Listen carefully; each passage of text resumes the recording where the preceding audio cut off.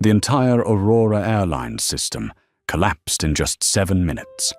Every screen across Seattle-Tacoma Airport shifted from soothing blue to a harsh, flashing red, displaying the same cold message: payment declined, transaction frozen.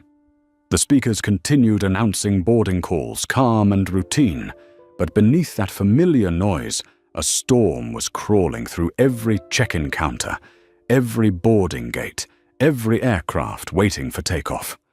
Aurora's card scanners failed. The booking system locked up. Ground staff exchanged panicked glances, all realizing at the same moment that they were standing at the epicenter of an invisible detonation. Inside the business lounge, 58-year-old CEO Mark Henderson stood frozen before his laptop. A new email had appeared, short, blunt, and impossible to ignore. It was from Summit United Bank Aurora's primary financial backer. Due to serious ethical concerns and potential legal risks, Summit United is temporarily freezing all credit lines and pending disbursements for Aurora Airlines, effective immediately. Mark read it once, then again. Refreshed the screen. Still the same words. He did not hear the purser reporting that the company cards were being declined. He did not hear the operations department calling repeatedly through the coordination hotline. The only sound he could hear was his own heartbeat pounding like a hammer against his temples. "This cannot be happening," he whispered. Summit would never take action this extreme without a massive reason. To freeze the entire credit structure of the third largest airline in the country, someone had pulled the trigger, and the name signed at the bottom of the email was the bullet: Ariana Cole, CEO of Nexus Logic, premier client of Summit United Bank. In that moment, one image rose sharply in Mark's mind: the face of the black woman his crew had dragged off a flight just 2 days earlier. She had stood in the aisle back, straight eyes, steady, pinned between 2 security officers, as if she were a threat. Mark had seen the internal report skimmed the name A. Cole like it was a trivial detail in a minor incident. He had thought another PR mess. Legal will handle it. He had assumed she was just another black passenger Aurora could pacify with a short apology and a discount voucher. He had been wrong, deeply wrong. Across the terminal, questions burst out at once. Why isn't my flight boarding? Is this delayed already? Why does the app say my payment is unverified? Ticket agents hammered their keyboards helplessly, the system spinning endlessly as if mocking them. A young agent held her phone to her ear, her voice shaking. "I cannot print boarding passes. Every Aurora booking says payment issue." On the top floor of Aurora headquarters, the flight operations room, normally a wall of calm, glowing data, was turning colors.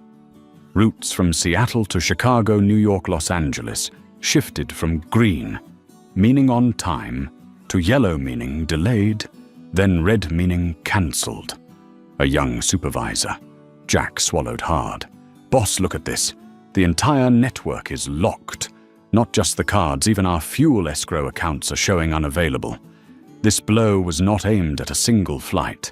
It was strangling the entire airline. Mark snapped his laptop shut, his hands suddenly looking 10 years older. He understood the language of finance better than anyone. A $150 million loan for their fleet expansion was now suspended. Daily operating funds were cut off, and worst of all, Summit had written the words ethical concerns. What did that mean? It meant the bank had seen something ugly, something rotten, something worth choosing the other side. And the other side was her. At the same time, in a quiet lounge in San Francisco, Ariana Cole placed her phone gently on the table. The screen showed her sent message, An email from Monica Ruiz, Nexus Logic's Chief Legal Officer, containing everything aircraft camera footage, the testimony of Dr. Amanda Blake Aurora's internal files and data on similar past incidents. Ariana did not smile. She did not feel triumphant. What she felt was heavier, deeper, like the weight of pulling a trigger, knowing the bullet would rip through an entire system, not just a single person. In her memory, the moment she was dragged from seat 1A remained vivid, the security officer's hand squeezing her arm, her laptop hitting the cabin door, the eager eyes of passengers secretly recording, and deep in her throat burned a single question. Why am I not allowed to sit here like everyone else? Was it because she was a woman? Because she was a black, because in their eyes, someone like her could never truly belong in first class. They had no idea who she was. They did not know that the moment she stepped off that jet bridge, she was still the executive leading a billion-dollar company, still a diamond-tier banking client whose voice made institutions listen, still someone who could, with one decision, shake the foundation of an entire airline. They saw a black woman in simple business clothes, no showy logos, no entourage, no assistant pulling her luggage. They thought she was the easiest one to push aside. They never imagined they were ejecting the one person who could destroy Aurora with a single choice. Back in Seattle, Mark's phone vibrated non-stop. Missed calls from the head of legal, the chairman of the board, Summit United's representative, and an unknown number from San Francisco. That number, more than anyone else, he knew he should answer. But he did not. Not because he was busy, but because in a rare moment for a CEO, he hesitated. Behind the glass door, the executive meeting room was packed. On the screen, a business reporter was discussing a serious discrimination allegation involving a major airline headquartered in Seattle. A blurred image of Oriana being escorted by security flashed behind her. Mark remembered the internal report he had received 2 days earlier. Flight manager Tom Sanders had written, "Passenger A." Cole refused to comply with crew instructions, posing a safety concern. Handled per protocol. One line. Mark had believed it. He forwarded it to legal with one note: handle it quietly. He asked no questions. He did not request the footage. He did not ask who A. Cole was what she did, whether she had any history with the airline. He had thought, as he had always thought, for 30 years. Just another passenger. At worst, a small news story that will fade. Not this time. If you are watching this story, ask yourself, if one day you stood at an aircraft door, being dragged out in front of dozens of strangers because you did not look like someone who belonged in first class, what would you do? Would you stay silent, telling yourself to let it go because you had work to do? Or would you stand up and fight? Not just to reclaim your seat, but to strike back at the entire system that labeled you as second class. Comment below 1. If you believe you would fight to the end. 2, if you believe you would stay silent to protect your safety and your career. And if you have ever witnessed or experienced injustice as tap, like not for the algorithm but to say, I see it. I remember. I do not consider it a small thing. Because for Oriana, it was no longer small. It was the line between a life of silence and a battle that could reshape the airline industry. That afternoon, before the sun dipped behind Elliott Bay, Aurora Airlines released an official statement about a technical issue causing widespread delays and cancellations. The press release was polished and spotless, with no mention of discrimination. But in Mark's inbox, The email from Summit United Bank remained, and at the bottom of that message, Ariana Cole had written a quiet declaration of war. Nexus Logic believes that in a fair system, no one is removed from a seat they have paid for because of their race or gender. As Summit's largest financial client, we cannot remain silent in the face of such actions. Mark lifted his gaze, seeing his reflection in the glass.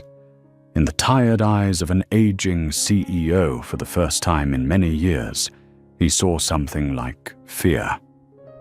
Not fear of an angry passenger, fear of a woman he had underestimated, a woman who held the power to crush the heart of his entire company.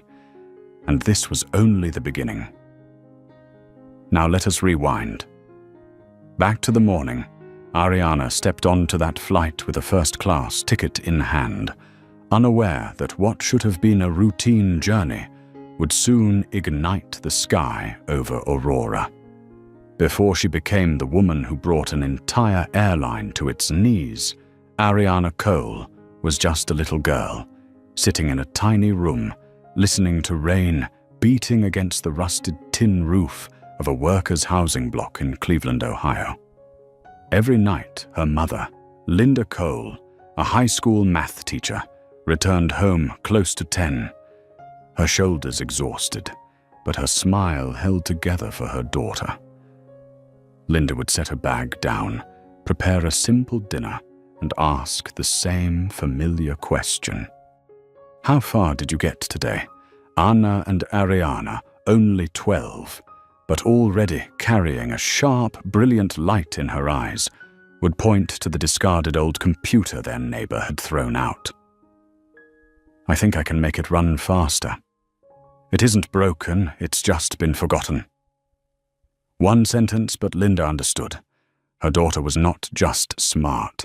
She refused to accept the limits the world placed on her. Ariana grew up in a home overflowing with love, but starved of resources. Tuition clothes, textbooks. Everything was a puzzle Linda solved while juggling 3 jobs, teaching by day, tutoring at night, and working at a small grocery store every weekend. Ariana learned to take care of herself, from cooking to fixing electrical outlets and fans. But there was only one thing she loved so fiercely that she forgot to eat or sleep computers. By 13, she could take apart a CPU, clean every component, upgrade its RAM, and optimize the operating system.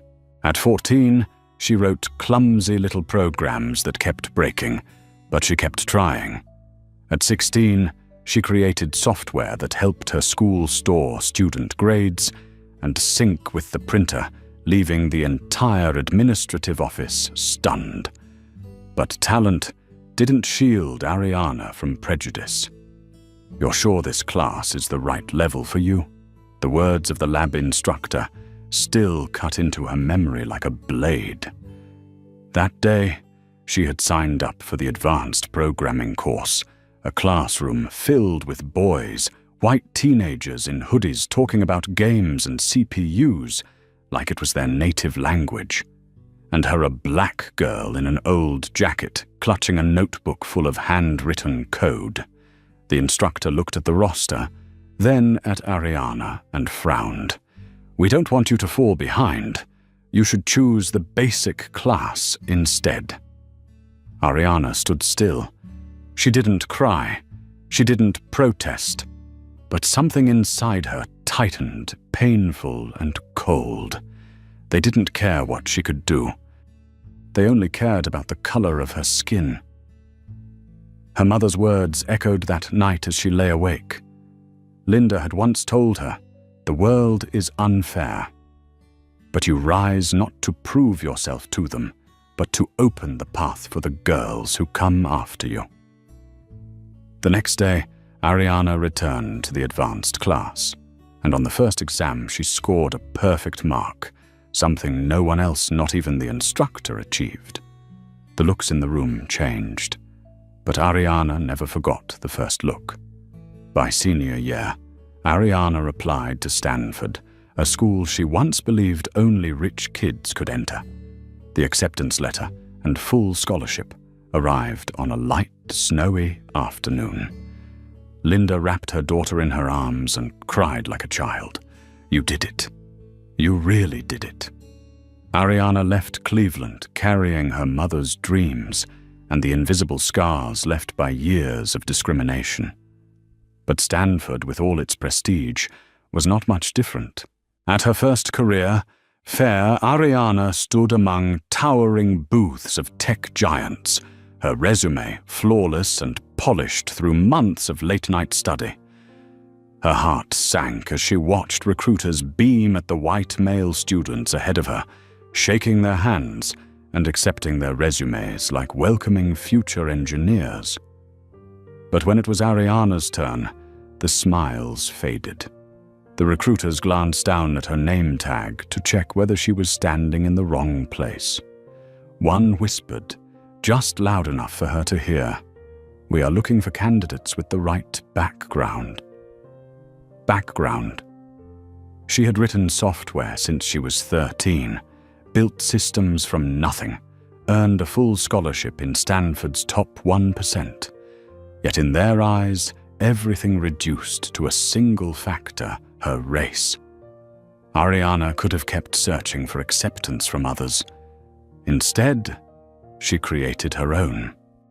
At 26, in a cramped studio apartment no larger than a conference room, Ariana founded Nexus Logic with 2 part-time programmers. They worked nearly 20 hours a day. They couldn't afford an office. They had no advisors. No one believed they would survive 3 months. But they had something Ariana never lost: resilience. The first year, they sold cybersecurity software to 2 small companies. The second year, 3 major clients approached them. The third year, Nexus Logic secured $1 million contract with an international telecom corporation. The fourth year, a Series C investment pushed the company to a valuation of $4.1 billion. Ariana appeared on Forbes with the title, "The youngest black female CEO to lead a unicorn company."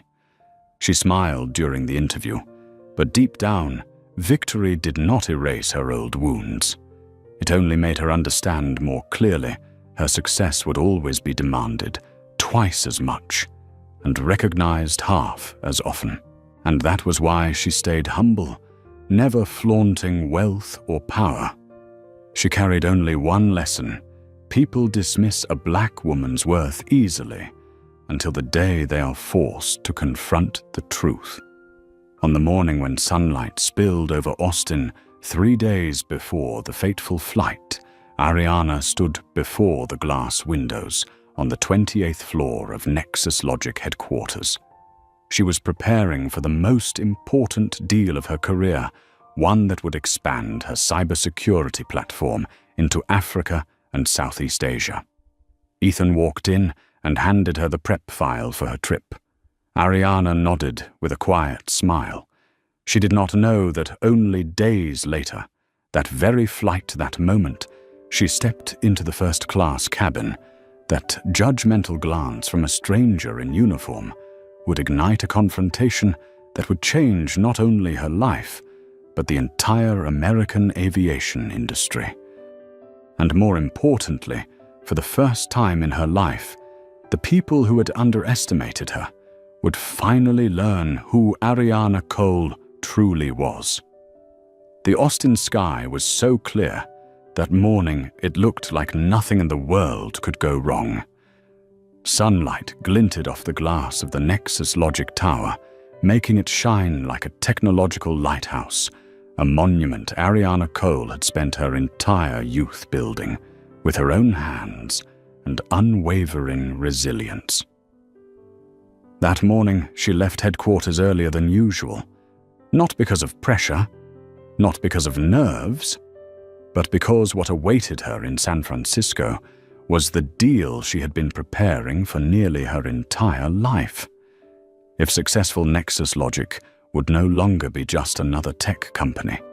It would become the cybersecurity backbone for dozens of developing nations. At the parking garage, Ethan Gray, her assistant, waited with a mixture of excitement and pride in his eyes. "Your schedule is all set," he said, as he opened the car door. "Aurora Air First Class, Seat 1A. Car pickup, hotel documents. Everything is prepared.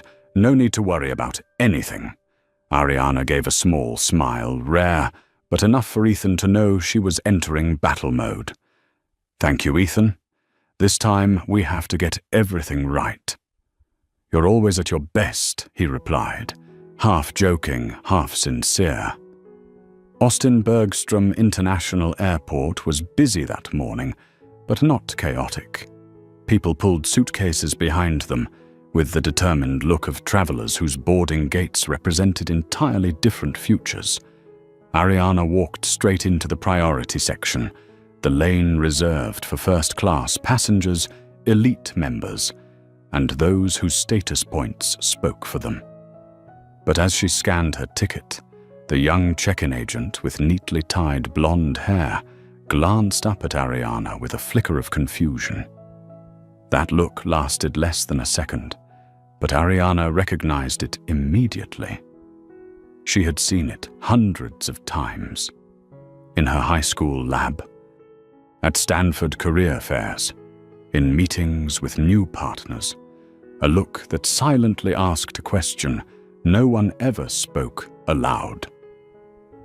Someone like you really flies in this section, but Ariana had learned not to let those invisible needles break her skin. She smiled at the agent and kept her voice professional. "I'm checking in for first-class flight AA-204 to San Francisco." "Yes, of course," the girl replied, her nervous smile betraying her discomfort. Her hand scanned the ticket again, as if the system might be wrong. It wasn't.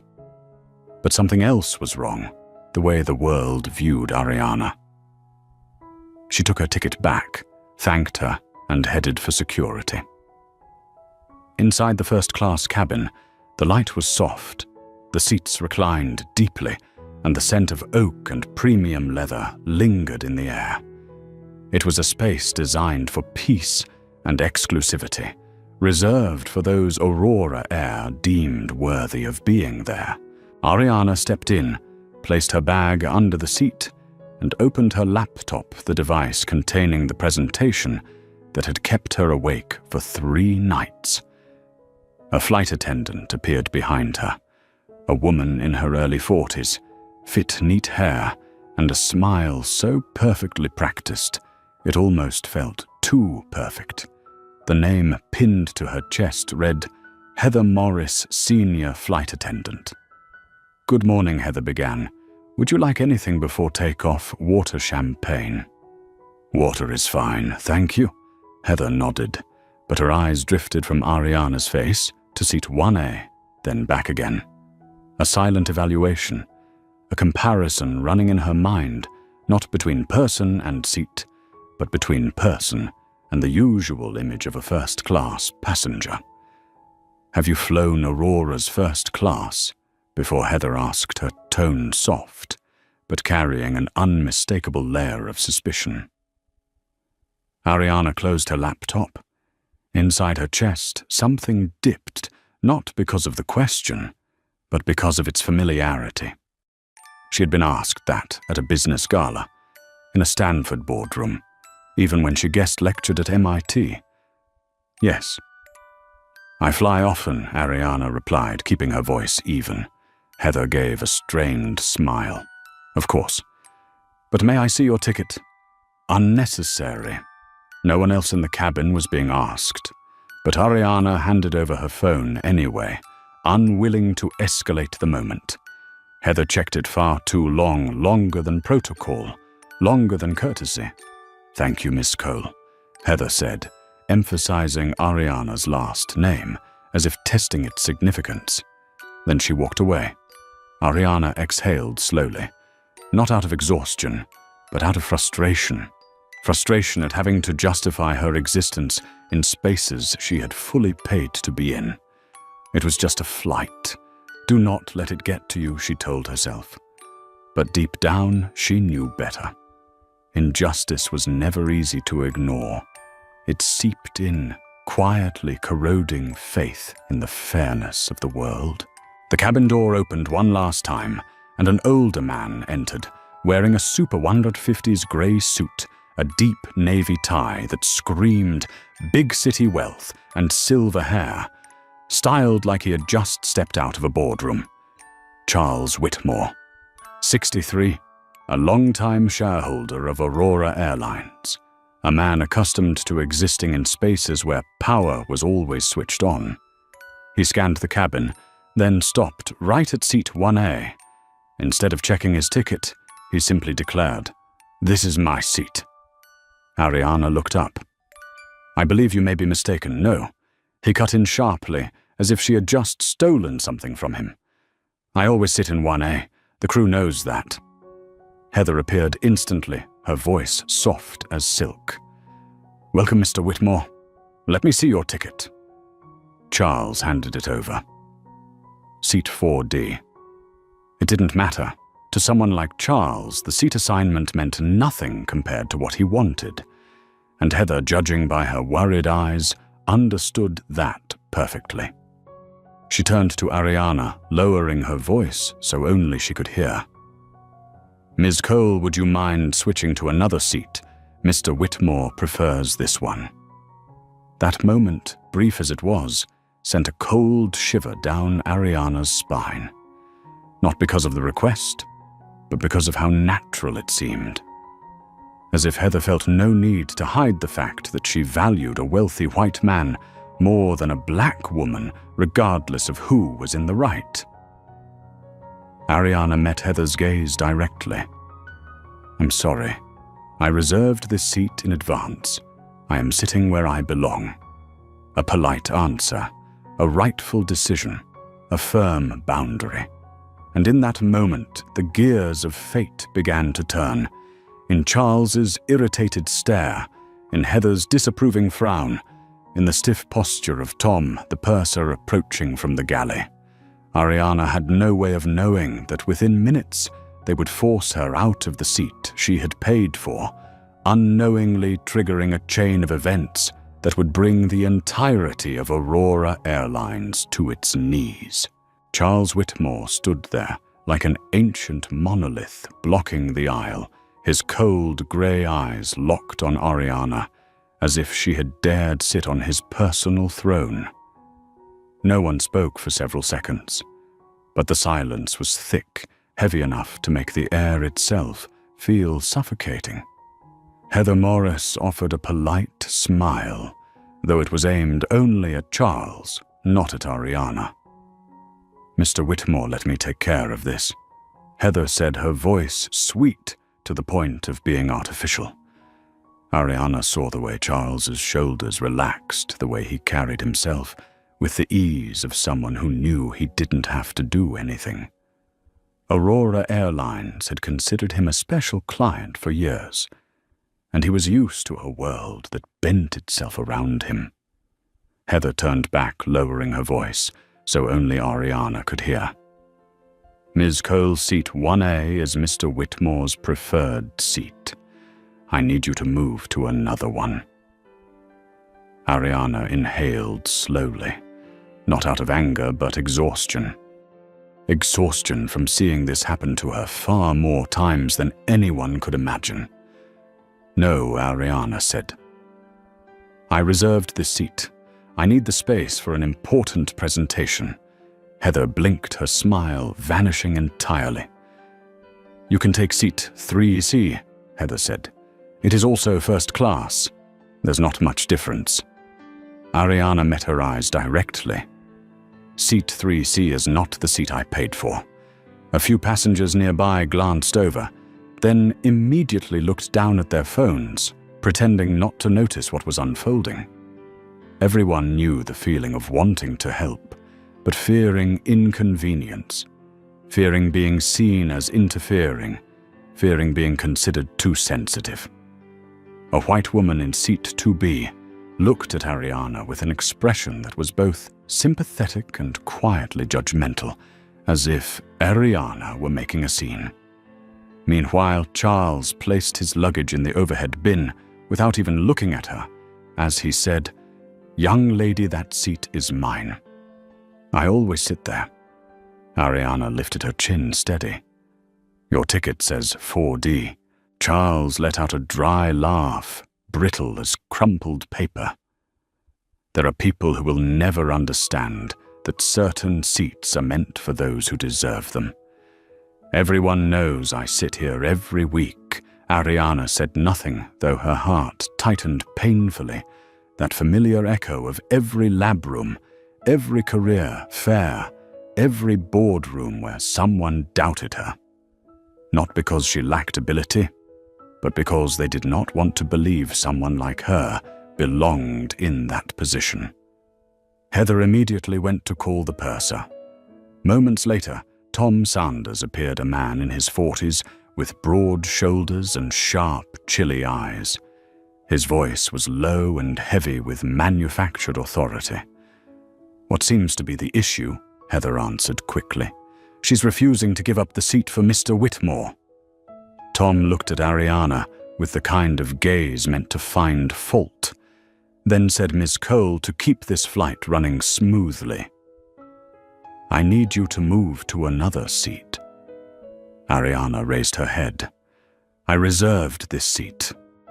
I'm not in the wrong." Tom changed tone sharper now.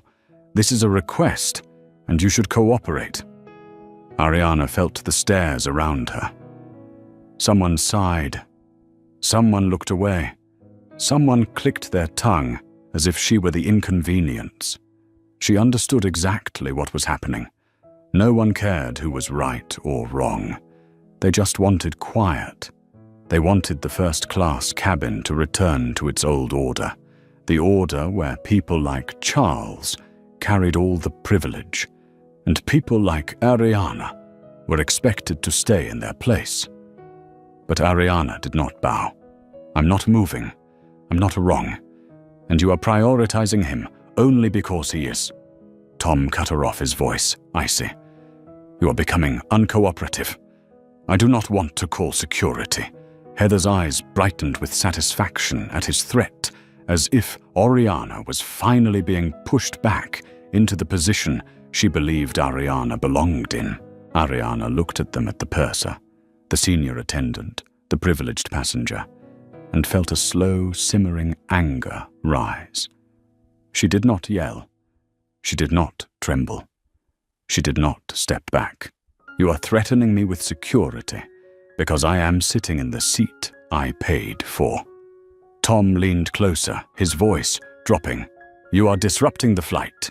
This is your final chance to cooperate." Charles stood behind him, arms crossed, smiling triumphantly. Ariana took a deep breath. This was a moment countless black travelers had experienced in spaces like this, a moment no one prepares you for. No textbook, no guidance. Only instinct, either endure humiliation or stand your ground. Just as Tom prepared to call security, a woman's voice rang out. "She's telling the truth. I saw her sitting here when I boarded." Every head turned. It was Dr. Amanda Blake, 41, a neurologist with a tall frame, calm features, and razor-sharp eyes. What froze the cabin was not what she said, but the fact that she dared to say it. Amanda stepped forward toward Ariana. "Mr. Whitmore arrived after her. She is not in the wrong. The crew needs to follow protocol, not a VIP's preference." Heather's expression tightened. "Ma'am, please return to your seat." Amanda did not move. "No, I will be a witness if necessary." Tom paused, clearly not expecting a passenger to intervene. But instead of checking right from wrong, he chose the path he always took. "Dr. Blake, this is an internal matter. Please sit down." Amanda met his gaze without flinching. "And I'm telling you that your internal matter is violating your own anti-discrimination policy." The air seemed to freeze. Ariana thanked Amanda with her eyes a quiet gratitude because she rarely received protection from strangers in moments like this. But the harsh truth was simple. Tom did not listen. Heather did not listen. And Charles certainly did not listen. Tom pressed the call button. Crew requesting assistance. Passenger refusing to comply. Ariana felt her heart jolt painfully. Not from fear, from the familiar sting of injustice. In first class, no one had to say she's black. Their actions already had. 2 minutes later, 2 security officers stepped into the cabin, eyes blank in the way of people who saw themselves only as following orders. Who is Ariana Cole? Ariana stood. I am. Tom pointed directly at her, as if pointing to an object causing trouble. This passenger is refusing crew instructions. Please remove her from the aircraft. Ariana froze for a beat, not out of fear, but at the sheer audacity of the lie.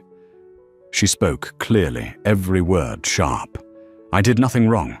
I am sitting in the seat I paid for. The officers did not wait.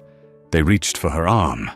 One hand tightened hard enough to make Ariana clench her jaw in pain. Amanda shouted, "Stop! She is not a threat to anyone." But they did not stop. No one stopped. And the moment they dragged Ariana out of the first-class cabin, she knew her life had just crossed into a new chapter. Not because she was humiliated, but because they had chosen the worst possible person to underestimate. They pulled Ariana away, as if she were a threat rather than a paying passenger, being stripped of the seat she rightfully owned. The heavy footsteps of the security officers thudded against the carpeted floor of the first-class cabin, each impact echoing through the uneasy silence like a hammer striking stone. Ariana didn't struggle. She didn't plead. She didn't say more than necessary. That calmness in a moment, cut so deeply into her dignity, made a few passengers shift uncomfortably, as if they were witnessing something far beyond their understanding. But most simply turned away. Because people always say they support fairness until fairness inconveniences them. As soon as Ariana was escorted out of the cabin, Heather bent down to help Charles secure his luggage, her voice dripping with flattery. Mr. Whitmore, we apologize for the inconvenience. Everything has been resolved. Charles settled into seat 1A, the seat that didn't belong to him, a seat he had claimed through entitlement and a biased system. He leaned back, satisfied, as if the world had finally been set back on the right course.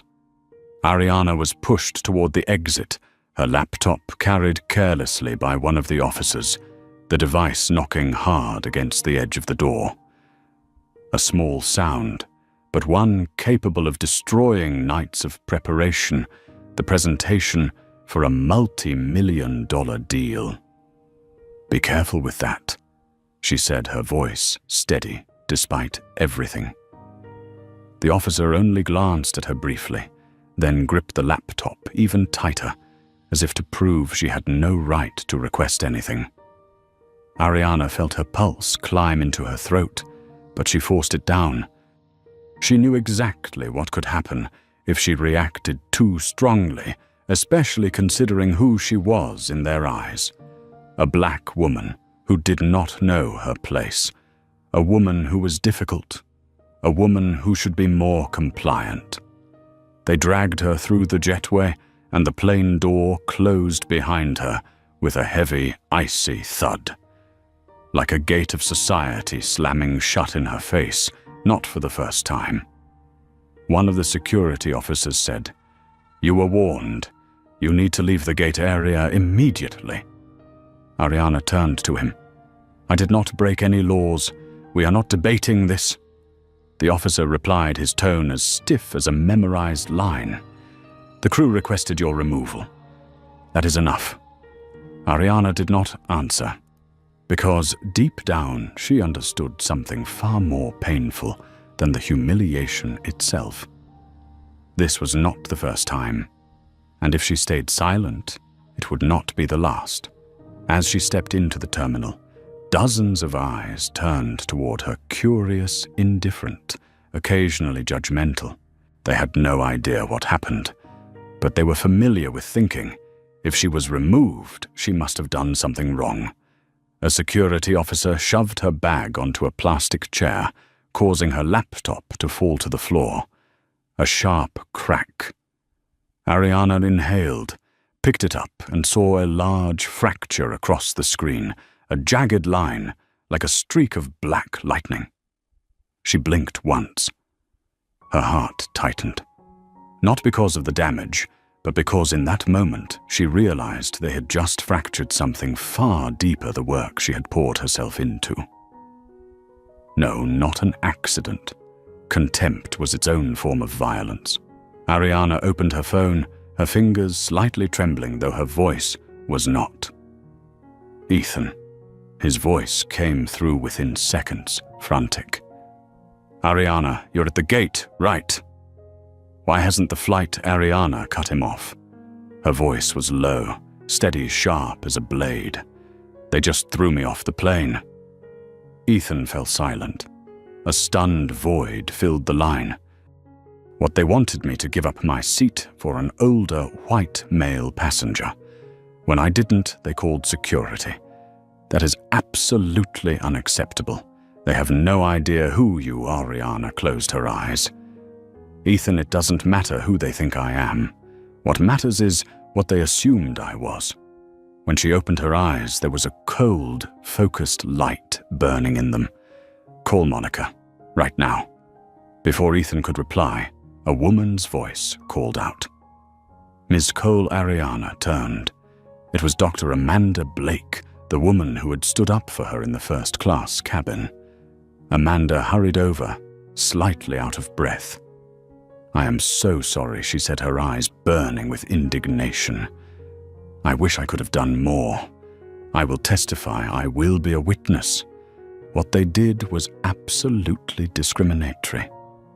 Ariana could not find the words. She simply nodded, a simple gesture, carrying more gratitude than she had given most strangers in her life. Amanda continued. They treated you like you were a threat. I saw it. I heard it. I will sign whatever statements are needed. This cannot be allowed to slide. Ariana was not someone easily moved, yet in that moment, a warmth pressed against her chest. Not weakness, hope. Rarely in her life had anyone stood by her during moments of injustice. Today, a stranger had done what many who knew her never dared. Thank you, Ariana whispered. But her eyes told a different story. They were sharp as blades, and beneath her calm exterior, a storm was beginning to form. When Amanda walked away, Ariana stood alone before the glass wall of the terminal. Watching the plane, she had been forced off taxi toward the runway.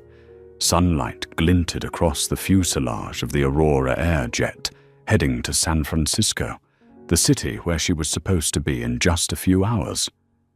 She saw her reflection in the glass, a black woman standing still in the middle of a bustling airport, a cracked laptop in her hands, and eyes unnervingly calm. But everyone knows calm never means surrender. Ariana Cole had been underestimated more times than she could count. So many times she thought she had grown numb to it. But today, something awakened. A voice deep inside her, powerful as a roar of fire. Not this time.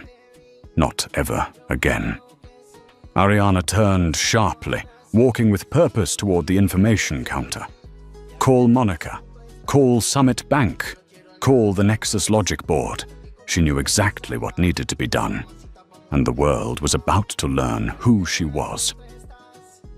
The Austin Airport lounge was usually calm, but today, the moment Ariana stepped inside, It felt as if the room tightened around an invisible current, a current radiating from her. She sat at a table, her laptop in front of her, like an injured witness.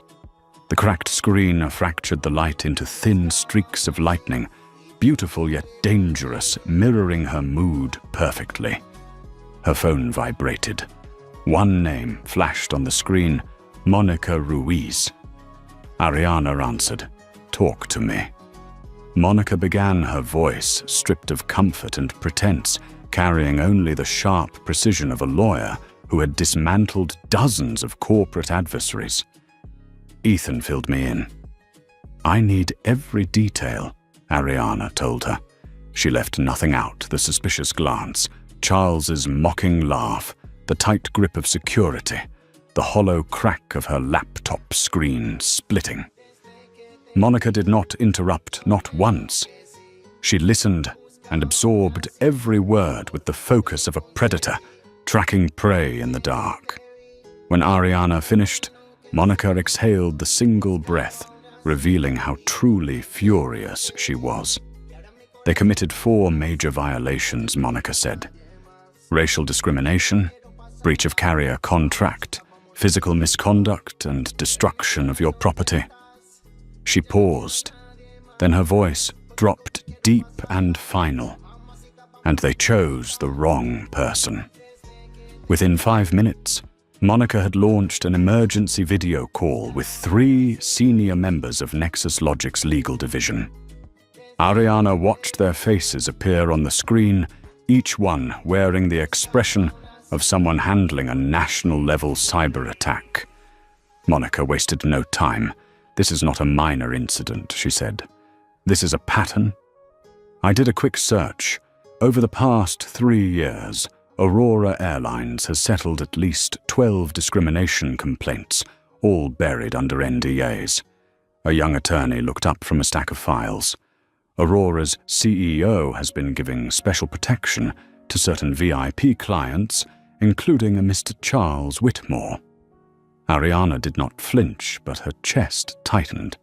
The pieces began falling into place. Heather was not just biased. Tom was not just overstepping authority. Security was not just following procedure. This was a system built to protect the powerful and discard those who weren't deemed worthy. The meeting shifted to strategy. Monica commanded the room like a general. 1, I want a formal preservation notice for all video footage from the jet bridge cameras, cabin cameras, and crew audio recordings. 2, reach out to the witness, Dr. Amanda Blake. I want her information within 24 hours. 3, pull every past Aurora case. If there is a pattern, we hold the blade. Then Monica stopped, her eyes sharpened like the edge of a weapon. But the biggest strike has to come from Ariana. Every face turned toward Ariana on the screen. Monica spoke slowly, clearly. "You are a diamond-tier client of Summit United Bank. Summit is financing Aurora's $150 million expansion loan. If you raise a major ethical concern, all disbursements will be frozen immediately." Ariana leaned back. She did not need it explained. She did not need time to process. She knew exactly where her leverage lay. She had simply never wanted to use it this way. Ethan spoke softly, cautious. "Ariana, if you do this, Aurora will be paralyzed within 24 hours. It could create a real crisis." Ariana looked up. Her voice was not loud, but sharp as forged steel. And being dragged off a plane in first class was not a crisis for me. No one answered, because no answer was needed. 15 minutes later, Monica sent the first formal notice to Summit United Bank, including the evidence, and an official request for an ethics investigation into Aurora Airlines. 30 minutes after that, an unusually fast reply arrived. "Your company's standing grants sufficient grounds to request a reassessment of the partner. Summit will suspend all Aurora Airlines disbursements until the matter is resolved." Ethan stared at Ariana wide-eyed. They actually did it. Ariana did not smile, but her eyes carried a light people only saw in those who had reached a point beyond hesitation. Resolve. The cold air from the lounge vents brushed through Ariana's hair, lifting a few strands. She closed her eyes for a few seconds, letting silence steady her. In that stillness, she replayed the moment she was dragged from first class, the whispers of passengers, the avoidance in their eyes, the feeling of being dismissed so thoroughly that no one bothered to verify the truth. Ariana opened her eyes. "Monica," she said, "I know this is not just about me. It is about everyone who has ever been treated as if they did not belong in a place they had every right to be." Monica's voice softened slightly.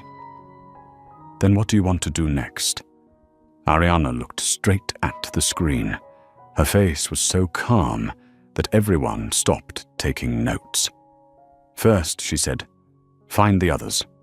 Anyone who went through something similar." Ethan nodded.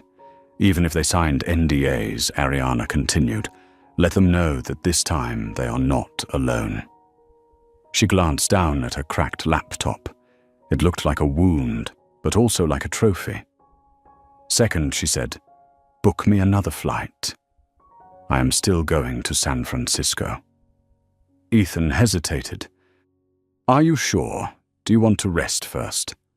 Ariana opened her laptop, despite the spiderweb fracture across the screen.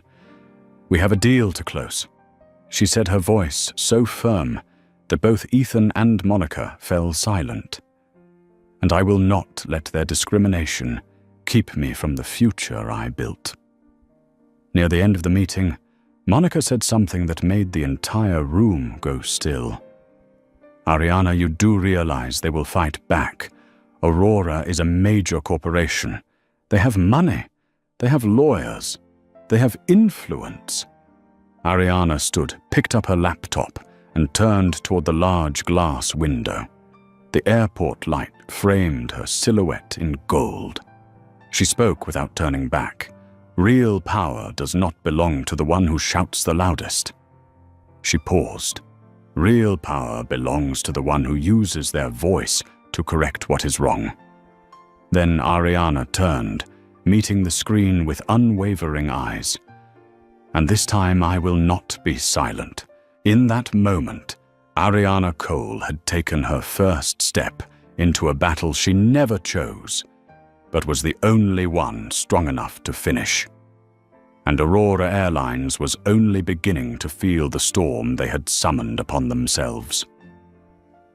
The glass walls of Austin Airport reflected Ariana like a sharp silhouette drawn across a chaotic morning. She had not left the airport yet, but within just a few hours, news of Aurora Airlines dragging a black woman out of her first-class seat had already begun to spread, small at first scattered, but exactly the kind of story social media devours: injustice, power, imbalance, and a moment caught in public. All it needed was a spark, and Ariana knew that spark was already burning. As soon as Monica sent her notice to Summit United Bank, the bank's ethics review protocols activated.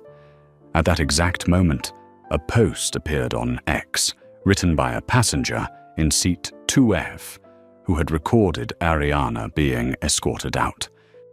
"I do not know what happened, but a black woman was pulled out of Aurora Airlines first class, so an older white man could have her seat. No one asked who was right or wrong. They just dragged her away. This is not okay." He did not add hashtags. He did not mention Ariana's name. He did not know who she was. He just wrote what he saw, and that honesty made the post explode. 5 minutes, 1,200 likes. 10 minutes, 4,000 retweets. 30 minutes, Delicious boycott Aurora Air, landed in the Texas trending list. 1 hour it hit the national top trend. Ariana watched her phone vibrate, non-stop notifications pouring in like a storm. "Hey, you are going viral," Ethan texted. Ariana did not smile, but her heartbeat thudded once heavy. Not because of the attention, but because she knew Aurora would strike back. And they did. Only 90 minutes later, Aurora Airlines released a statement that read as if it had been drafted long before the incident even happened. A passenger refused to comply with crew instructions, creating a potential safety risk. The crew followed established protocol in requesting the passenger be escorted off the aircraft. No name, no description, no evidence. But the wording was crafted for one purpose: to activate an old, poisonous instinct. Without realizing it, people imagine a disruptive passenger and they picture someone who looks like Ariana, not Charles. The tactic was old, cruel, and painfully familiar. Monica read the statement and let out a short, humorless laugh. They want a media war. Good. I like opponents who choose the battlefield. While Aurora scrambled to distort the narrative, Monica and the legal team completed 3 counterstrikes. 1A preservation request for all cabin camera footage and Aurora's internal logs. 2A petition for a court order to protect evidence. 3A notice to the airport demanding that jetway and gate camera files be secured. Airlines often lose cabin footage when trouble arises. Monica knew this, and she denied them the chance.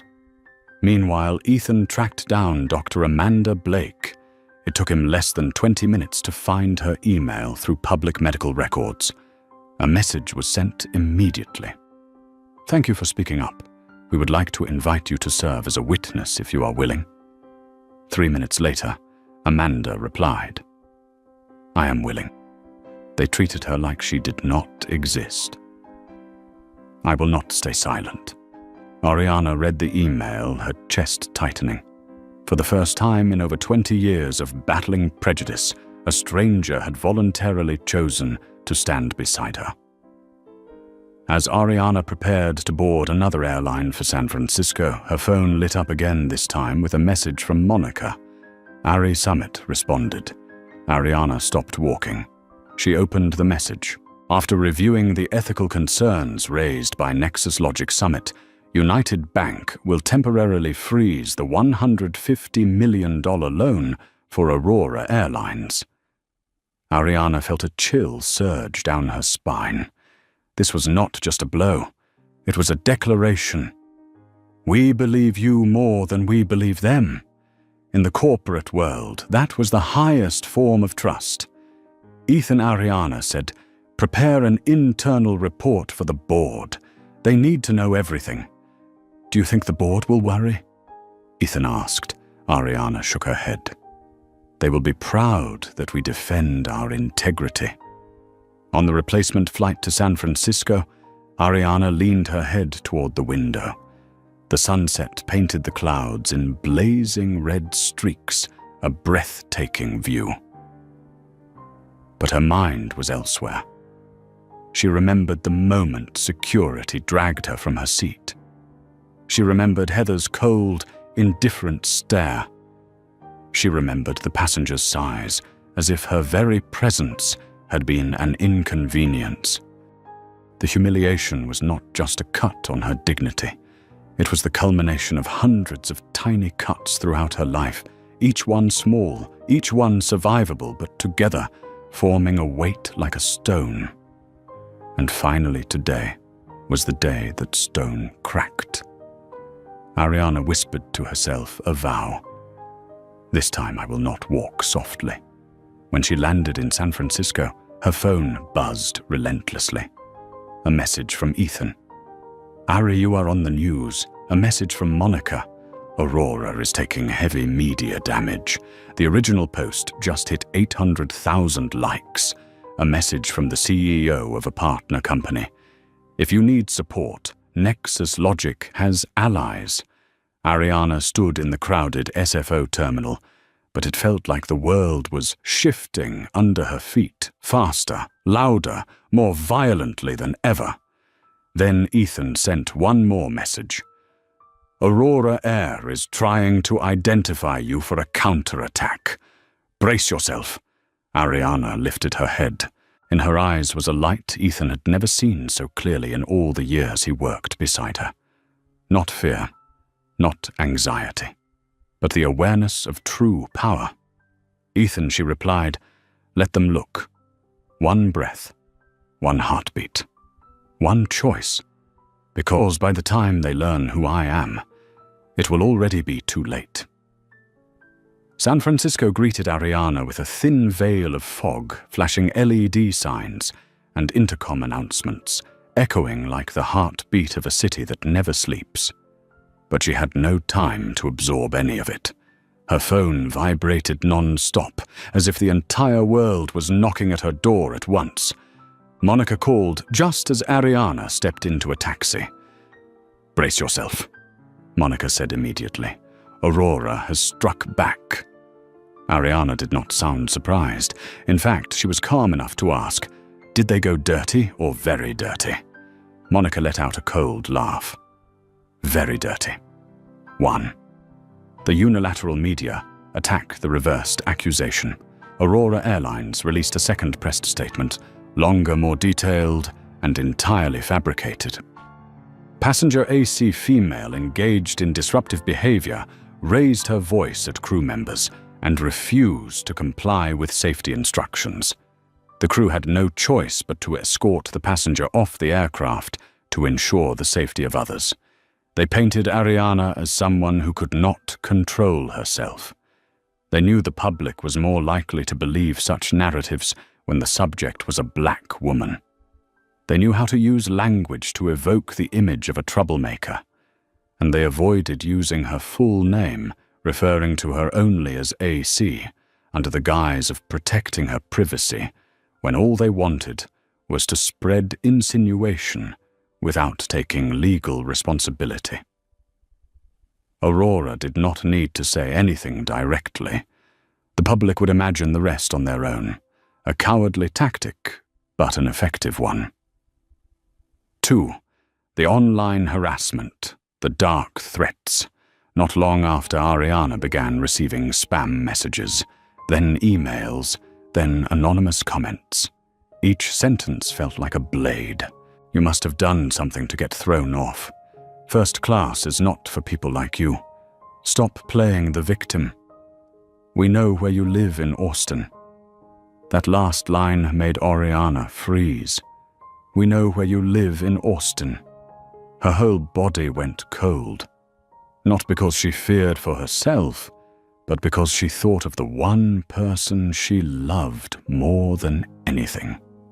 Her mother Linda, who was probably teaching an evening class at that moment, unaware that shadows were gathering around her daughter. Ariana immediately called Raymond Washington, a former FBI agent, and Nexus Logic's head of security. His voice was low and firm. I am already tracking the accounts, sending threats. I am deploying protection for you and your mother tonight. Ariana exhaled a heavy breath that even the taxi driver noticed in the rearview mirror. Thank you, Raymond. This is not about thanks, he said. It is my responsibility. 3. Corporate isolation partners pulling away. That evening when Ariana reached her hotel, Ethan called urgently. Ari, we have a situation. Some Nexus Logic partners are postponing their meetings. 3 major companies want to reassess the potential media risk before signing contracts. Ariana closed her eyes. Not because she was shocked, but because it hurt. She had known this was coming. Every black woman who dared to stand up paid a price. Sometimes it was their job, sometimes their reputation, sometimes their safety, and sometimes, as now, it was the company they had poured their soul into building. Ethan Ariana said quietly, let them postpone. Anyone who makes decisions out of fear was never a true partner. Ethan paused, then whispered, "I am proud of you." Ariana gave a tired smile. "Thank you, but this is not the moment for pride." 4. The fracture within even strength has breaking points. Past midnight, Ariana sat alone in her hotel room. No laptop, no email, no attempt to act strong. Just the bare truth. She was exhausted. Deeply exhausted. The room was dim city lights filtering through the window in a faint gold glow. Ariana looked at her hands. Her fingers trembled slightly, something she had been hiding all day. She had been dragged off a plane, humiliated in front of strangers, attacked online, threatened, isolated, misjudged, and her pain as a woman of color had been weaponized for entertainment. No one at Aurora saw her as a human being, just an obstacle, a problem, something to remove quickly. Ariana wondered, was it worth it? Was it worth sacrificing her peace for a battle she did not choose? A single tear fell. Just one, but enough to loosen the weight she had carried all day. She reached for her phone, not to call Ethan, not Monica. She called the one person who could anchor her back to the ground. Her grandmother, Gloria Ellis. 5. The call that shifted the war. Baby, her grandmother's voice came through warm, slow, familiar. Ariana choked up before she could speak. "Grandma, they are threatening me. They are lying about me. They are trying to break me." The line went quiet for a moment, the kind of silence only someone who had endured decades of racism in America could hold. Then her grandmother spoke. "Ariana, do you think you are the first in our family to be treated unfairly?" Ariana bit her lip, tears shining on her cheeks. Her grandmother continued. "In 1967, I was thrown out of elementary school for protesting segregated classrooms. In 1971, your grandfather was beaten by police for trying to register to vote. Your mother worked 3 jobs not because she wasn't skilled, but because society did not want to pay a black woman fairly." Her voice grew stronger, despite being 86. "But we got back up. Every single one of us. Every generation."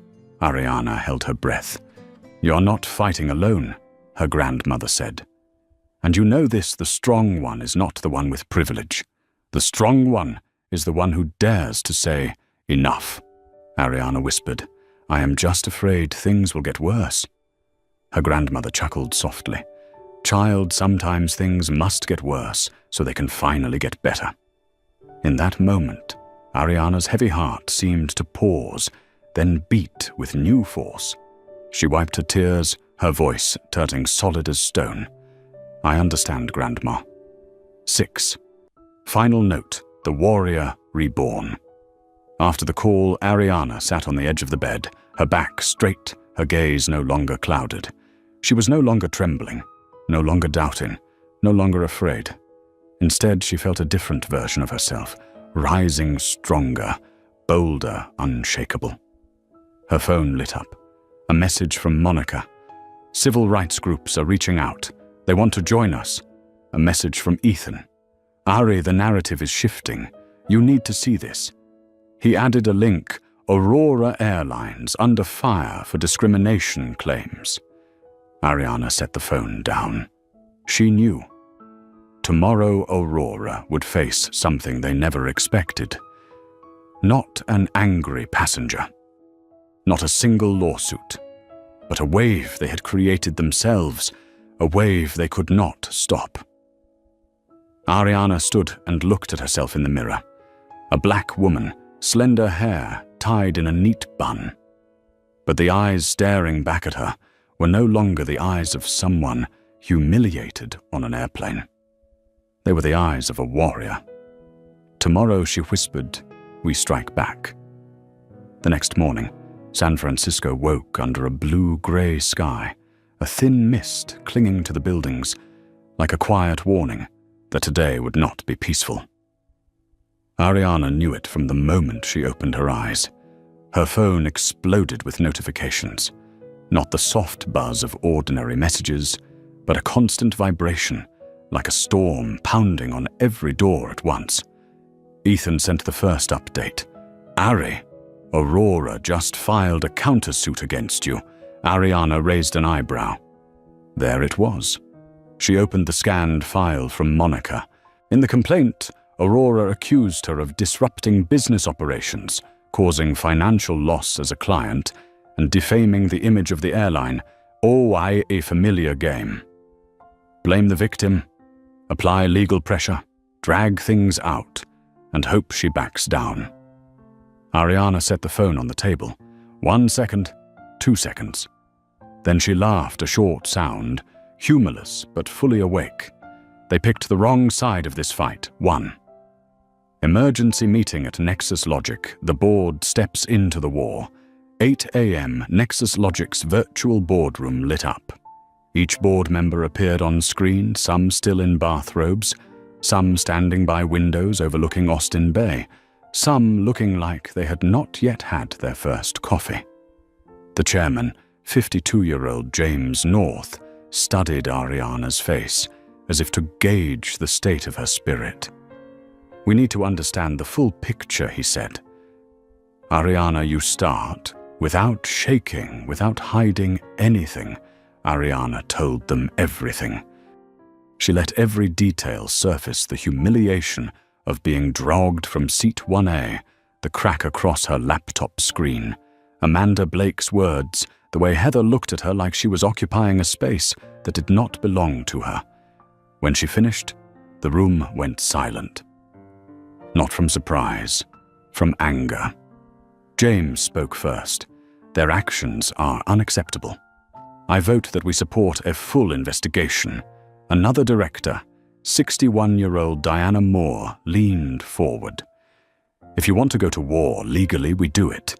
If you want to hit them financially, we do it. If you want to turn this into a case study on racial bias in aviation, we do that too." Then a softer, more hesitant voice cut in. "Ariana, we should be careful," said Harold Dean, the chief financial officer. "A conflict on this scale could get us labeled as divisive. It could affect our stock price." Ariana looked straight at him. "So you want me to be quiet? You want me to let that airline keep treating people like me this way?" Harold faltered. He lowered his eyes, unable to argue. James concluded, "This meeting is not to decide whether we fight or not. It is to confirm that no one here gets to stand on the sidelines. Nexus Logic will walk into this with you, Ariana." A notification pinged. The voting system went live. Every hand went up. 100% in favor, even Harold's. 2. Media torpedoes, a calculated strike from Aurora.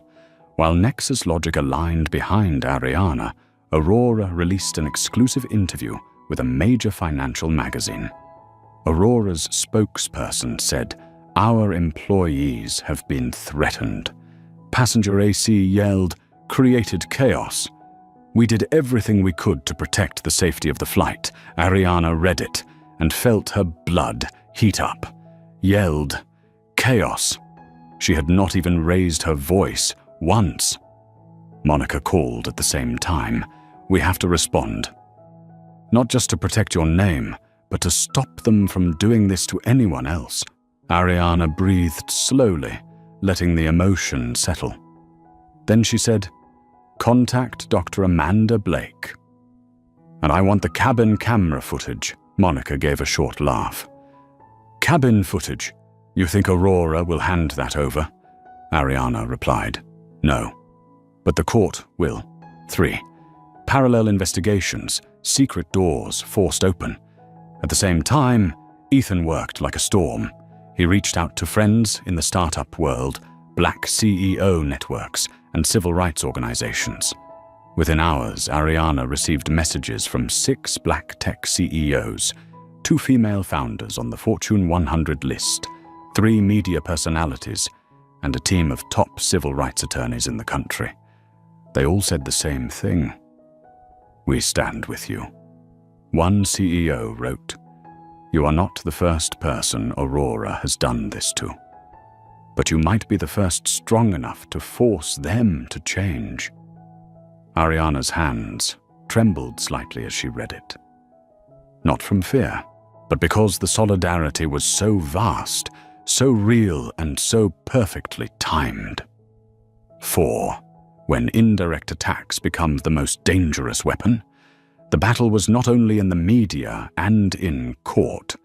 Another fight, quieter and more poisonous, was unfolding inside Ariana herself. That evening, when she returned to her hotel room, after a long day, her inbox was filled with threats. "We will find you. If you had stayed in the seat meant for you, this would not have happened. You will regret going against Aurora. People like you only cause problems." One email even included a photo of her mother Linda's house. Ariana felt her stomach twist, not because she feared for herself, but because Linda, who had never harmed anyone, was now being made a target by cowards. Ariana called Raymond immediately. "How is the security around my mother?" Raymond did not hesitate. 2 men stationed, one inside, one outside. No one is getting near her. Ariana closed her eyes. Her breath shook slightly. "Thank you," Raymond replied. "No thanks needed. Just do not quit. They are doing this to scare you. If you are scared, they win." Ariana opened her eyes. In them, fear was already turning into something else, fuel. 5. The decisive call, the voice that shifted the path of the war. 11:42 p.m., Ariana's phone rang. Unknown number, Seattle area code. Ariana answered, her tone cold. "Who is this?" A deep voice came through, strained, exhausted, like someone standing at the edge of a cliff. "Ariana Cole. This is Mark Henderson, CEO of Aurora Airlines." Ariana straightened.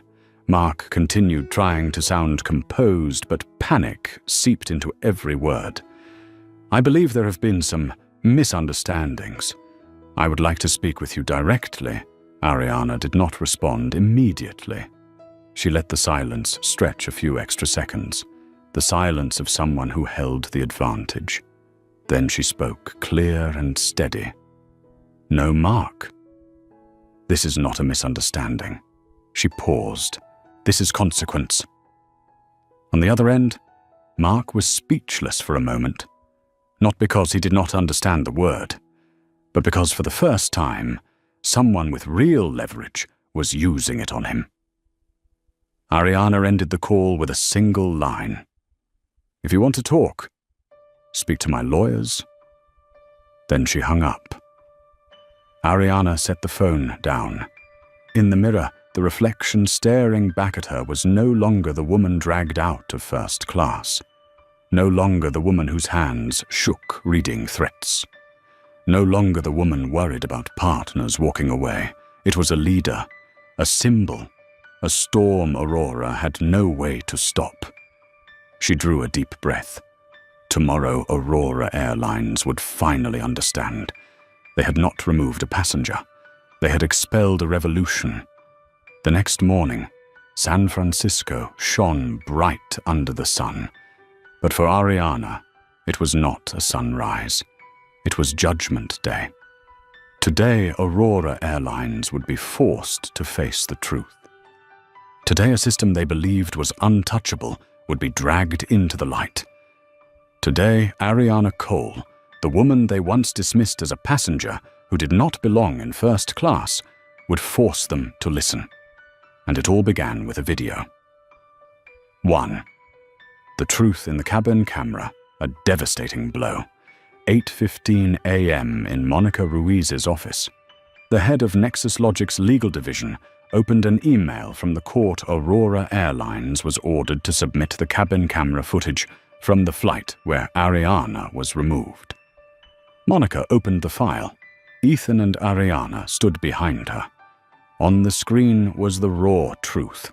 Heather's suspicious voice. "Are you sure this is your seat?" Ariana handed over her ticket, completely calm. Charles Whitmore entered late, did not bother to look at his ticket, and simply said, "I always sit in this seat." The crew ignored the ticket, ignored the protocol, and immediately sided with Charles. No shouting, no disruption, just a black woman stating the truth, and being dragged away like a criminal. But the last part of the footage was the most damning. A passenger in row 3 said, "She was here first." Heather replied, "You need to stay quiet. First class has rules." The room went silent. Ethan muttered, "My God, they just destroyed themselves." Monica smirked slightly. "No, Ariana, you destroyed them." Ariana did not smile. She stared at the screen, her heart heavy as stone. She took no pleasure in watching them exposed. What she felt was pain, because this was not the first time a black woman had been treated as less than, and it would certainly not be the last unless someone broke the cycle. Ariana had chosen to be that someone. 2. National television, the interview that shook the country. That day, Oriana agreed to appear on a major news program, not to beg for sympathy, not to cry, but to ask the right questions. She sat upright in the studio, the lights glinting off her navy blazer, her voice rock steady.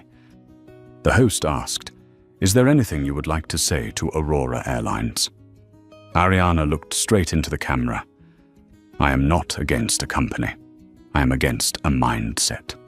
The belief that some people are more worthy of respect than others." The studio fell silent.